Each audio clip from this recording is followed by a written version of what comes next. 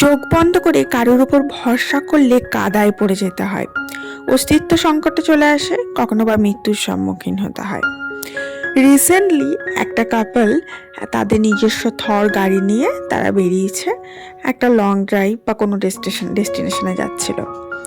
মাঝখানে Google map চালিয়ে দিয়েছে, গুগল ম্যাপ দেখে দেখে তারা নিজস্ব মতন গাড়ি চালিয়ে চালিয়ে যাচ্ছে, যেমন আমরা যাই, সবাই যেমন করে থাকি, গুগল ম্যাপের ওপর অন্ধ ভরসা করে থাকি। কিন্তু রাস্তা এমন বাঁক নেয়, এমন টার্নিং নেয় এবং তারা গিয়ে পৌঁছায় কাদায়। মানে গুগল ম্যাপ তাদেরকে এমন রাস্তা দেখিয়েছে যে সেই রাস্তা অনুযায়ী ওরা চলতে চলতে চলতে চলতে যেখানে গিয়ে পৌঁছায় সেখানে তো রাস্তা শেষ, এবং গিয়ে রাস্তা মানে গাড়িটা গিয়ে পড়ছে খাদের মধ্যে এরকম জায়গায় গিয়ে পৌঁছেছে। তো যেহেতু তারা থর গাড়িতে ছিল, তো তার থরের ওপর আরও ভরসা তাদের গুগল ম্যাপের মতো, যে থর গাড়ি বটে, ভালো একটু জোর দিলে পিক আপ বাড়ালে হয়তো উঠে যাবে কাদা থেকে। তো সেই অনুযায়ী তারা চেষ্টা করতে থাকে, কিন্তু যেহেতু সন্ধ্যা হয়ে এসেছিলো সেরকম লোকাল লোক কেউ একটা ছিল না।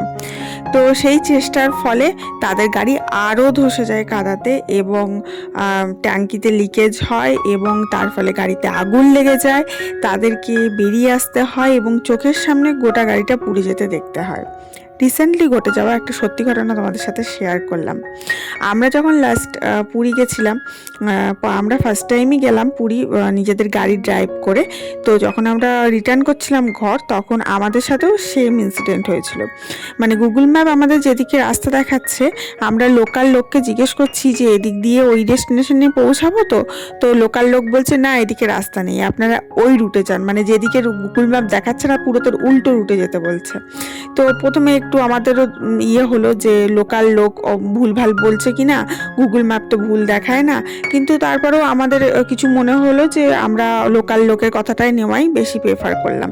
আরও দু একজনকে জিজ্ঞেস করলাম, তারাও বললো হ্যাঁ ওই রুটে যেতে। তো গুগল ম্যাপকে না ভরসা করে আমরা লোকাল মানুষের কথা ভরসা করে সেই রুটে গিয়ে ঠিকঠাক পৌঁছেছিলাম। তো গুগল ম্যাপের ওপর যদি ভরসা করতাম, যদি অন্ধকার হয়ে যেত, সেইখানে যদি লোকাল লোক না থাকতো, তাহলে হয়তো আমাদেরও এরকম কিছু ইনসিডেন্টের সম্মুখীন হতে হতো।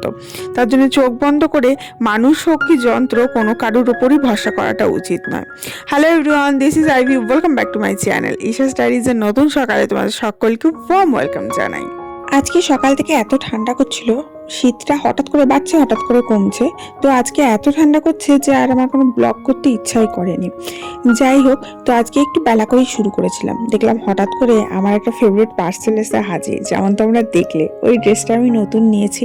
আমার অনেক দিন ধরে নেওয়ার ইচ্ছা ছিল ওরকম একটা ড্রেস, এই শীতকালে পরতে ভীষণ ইচ্ছা করে, বাট সামহাও কিছু না কিছু কারণে নেওয়া হচ্ছিল না। বাট কিনলাম, ট্রাস্ট মি, মিশো থেকে কিনেছি রিজনেবল প্রাইসের মধ্যে, মানে খুবই রিজনেবল প্রাইসের মধ্যে, কোয়ালিটি ওয়াইজ একদম এক নম্বর এসছে। আর স্মেলটা যেটা যাচ্ছিল পুরো নতুন স্মেল, নতুন জামা ছাড়ে, আর কোয়ালিটি ভীষণ ভালো, কালারটা ভীষণ ভালো, পরে বেশ ওয়ার্ম ফিল হচ্ছে, আর সুন্দর বডি ফিটিংস। এত পছন্দ হয়েছে আমার ড্রেসটা, কি বলবো। যাই হোক, তারপরে লাঞ্চ করলাম, আর যখন ড্রেসটা এসেছিলো তখন আমার মেয়ে লাঞ্চ করছিল, দেখলেই তোমরা। তারপরে আমরা লাঞ্চ করলাম। লাঞ্চে খুব একটা বেশি কিছু বানাইনি, ওই পেঁপে ছেঁচকি, একটু মুচমুচে করে বেগুন ভাজা করেছিলাম, নতুন একটা রেসিপি ট্রাই করেছিলাম বেগুন ভাজার, আর মুগ ডাল করেছিলাম, আর একটু আলু ভাতে ছিল, আর পেঁয়াজ কুচি করেছিলাম, পেঁয়াজ গাজর কুচি, আর গতকালের একটু মাংস ছিল, ওই দিয়ে আজকে লাঞ্চটা সারলাম। লাঞ্চ ছাড়ার পর ভাবলাম তোমাদের সাথে একটা ছোট্ট রুটিন শেয়ার করি, যে কিভাবে আমি নিজের হাতে পায়ে যত্ন নিই শীতকালে। ঠিক আছে, শীতকালে হাতে পায়ে যত্ন নেওয়ার জন্য অনেক বেশি সময় দেওয়ারও কোনো প্রয়োজন নেই, ম্যানিকিওর পেডিকিওর করার সময় নেই, প্রয়োজন নেই। সামান্য একটা জিনিস ঘরে যদি করো, নিজের জন্য যদি 5টা মিনিট সময় দিতে পারো, তাহলে তোমার হাত পা একদম গোলাপ ফুলের মতো কোমল হবে, আর দুধের মতো ফর্সা হবে, আর একদম সফট হবে। যাই হোক, তো সেটার জন্য কি করতে হবে সেটাই আজকে তোমাদের সাথে শেয়ার করব, ঠিক করেছি। তো অনেক দিন যাবত না নেল পালিশ পরা হয় না। তো আজকে ভাবলাম যখন বসেইছি তখন একটু নেল পালিশটা আগে পরে নিই, দেন আমরা তোমাদের দেখাচ্ছি কি করে কি করি। কারণ নেল পালিশটা এমন একটা জিনিস যেটা পরে না একটু শোকাতে সময় লাগে। অনেকের অবশ্য ওইটুকু নেল পালিশ শোকাবার মানে ধৈর্য থাকে না বলে অনেক সময় জলে হাত দিয়ে ডুবিয়ে রাখলে শুকায়। এবার জলে হাত দিয়ে যদি ডুবিয়ে রেখে তুমি নেল পালিশটা শোকাও তাহলে নেল পালিশের মধ্যে জল ঢুকে যায়, সেটা ফেঁপে যায়, সেটা বেশি দিন টেকে না। অনেকে আবার রেটে দিয়ে বা হিট দিয়ে এই সমস্ত করে, তো সেই সমস্ত আমি তো সমস্তটাই ন্যাচারালি বিশ্বাসী বা ন্যাচারাল করতেই পছন্দ করি। ইভেন আমার চুলও ভেজা থাকলে আমি ন্যাচারালভাবেই শোকাই, ন্যাচারাল সানলাইটেই শোকাই। ড্রায়ার খুব একটা ইউজ করি না, খুব প্রয়োজন ছাড়া। কারণ যেগুলো তুমি আর্টিফিশিয়াল ইউজ করছো সেগুলো খারাপ বই, ভালো কখনোই নয়। তো আমি ওই নেল পালিশ পরে ওইটা এমনিই শোকাই, জাস্ট রেখে দিই, খানিকক্ষণের মধ্যে শুকিয়ে যায়, বেশিক্ষণ তো সময় লাগে না। যাই হোক, তো নেল পালিশের আজকে যেটা পরছি সেটা কালারটা আমার খুব পছন্দের কালার, ভীষণ মিষ্টি একটা কালার। আর এরকম জাতীয় লাইট আর রেডিশ টাইপের কালারগুলো আমার ভীষণ পছন্দের। তার জন্য যে জামাটা অর্ডার করেছি, তো ভিডিওটা পুরো বোঝা যাচ্ছে না, খানিকটা গোলাপ ফুলের মতো কালার, ব্রাউন, মানে ঠিক ব্রাউন নয়, ঠিক রেড নয়, দুধে হালতা নয়, মানে কি বলবো, একদম রেডিশ টাইপের গোলাপ ফুলের মতো কালার। আমার এত পছন্দ হয়েছে কালারটা, কি বলবো। অ্যাকচুয়ালি আমি ড্রেসটা অর্ডার করে মানে দিয়েছিলাম, নিয়ে তারপরে আমার বরকে দিয়েছিলাম। তো গ্রিন কালারের আমি চুজ করেছিলাম। তো আমার বর বললো গ্রিন কালারটা খুব একটা ভালো লাগছে না, তুমি এই কালারটা নাও। আমি বললাম ঠিক আছে, তুমি যখন ওই কালারটা বলছো তাহলে ওই কালারটাই অর্ডার করে দাও। তো সেই পছন্দ করে ওই কালারটা অর্ডার করে দিয়েছিল, কিন্তু কালারটা আসার পর আমি পুরো ফিদা হয়ে গেছি কালারটার ওপরে। আর ড্রেসটা দেখে তো আমার আরও পছন্দ হয়ে গেছে। যাই হোক, তোমাদের সাথে যেটা বলছিলাম যে কিচ্ছু না হয় দুপুরে বা রাতে, যখন হোক একটা সময়। দেখো দুপুরে অনেকেই সময় পায় না, বাড়ির কাজে ব্যস্ত, অফিসের কাজে ব্যস্ত, বিজনেসের কাজে ব্যস্ত। তো রাত্রেবেলা শোয়ার আগে হাত পাটা ভালোভাবে ধোয়ার পরে একটু যদি সাবান দিয়ে ধুতে পারো তো আরও ভালো। ধোয়ার পরে এই যে বডি লোশন বা ময়শ্চারাইজার যে কোনো কিছু হতে পারে, বা নারকেল তেল, কিছু যদি না পাও নারকেল তেল, গ্লিসারিন, যাই হোক এনিথিং যেটা ময়শ্চারাইজ প্রোভাইড করবে তোমার স্কিনকে সফট রাখতে সাহায্য করবে, সেরকম জাতীয় জিনিস তুমি হাতে পায়ে ভালোভাবে ম্যাসাজ করে লাগিয়ে নাও। এবং এটা তুমি 7 দিন মতো করে দেখো, তোমার পা যদি সফট না হয় বা হাত যদি সফট না হয় তখন আমাকে বলো। কারণ এই একটা ছোট্ট কাজ করলেই কিন্তু তোমার হাত পা সুন্দর সফট মোলায়েম আর ফাটামুক্ত হবেই হবে।